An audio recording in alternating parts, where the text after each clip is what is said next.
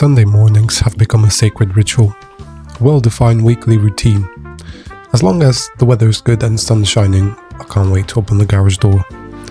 Getting my coffee, cleaning off the flies from the previous bike ride, all part of the plan. I've always been an introvert. I like riding on my own most of the time. People are either too slow or too fast for my liking. I have days when I'm not comfortable at high speeds. Why would I chase a group just to sit with them in a cafe for the next 2 hours? I see no point in that. I like riding more than sitting and chatting away. Like I said, I'm an introvert. In my early motorcycle years, my father didn't allow me to get a sports bike. He got me a 125cc 2-stroke Minsk bike. Westerners won't know what that is. Basically, it's a Soviet-made bike. Not the most reliable, but it taught me a lot.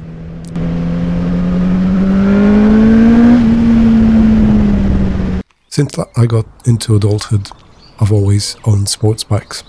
I've always loved the way they look, they sound, they smell, and since I got into them, the way they ride and handle. My work was engineering for 12 years. I like precision, certainty, and accuracy. Maybe that is why sport bikes satisfy all my motorcycle likings. Comfort has never been a problem for me on these bikes. The R1 is very comfortable. I feel good on it. It is the type of bike you need to get used to, I have to admit that. But once you get used to it, it's part of you. It's part of who you are. I've worked on this bike on many occasions.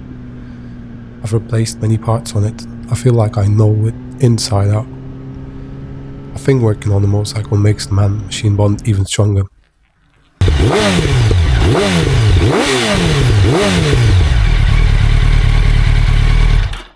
Calling the AA was never an option when I was growing up.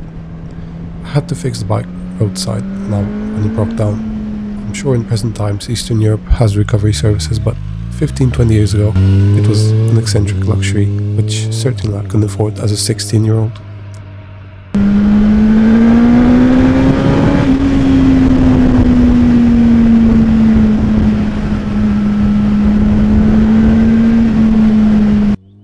The irony is that I still carry tools with me when I ride mountain bikes.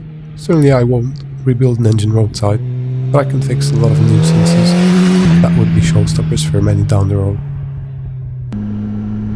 The British roads are not in the best condition. Many have potholes dangerous enough to get you off the bike. I generally tend to avoid those roads. They are narrow, so you have to be careful. But I feel like the UK's countryside doesn't get enough credit for what it is.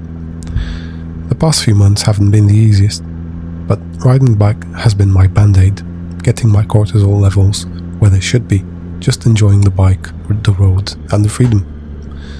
I have to admit that the weather has helped as well. I'm grateful for Rav.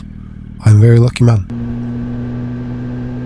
Next week, I'm planning on posting a YouTube video every day, see how the algorithm likes it.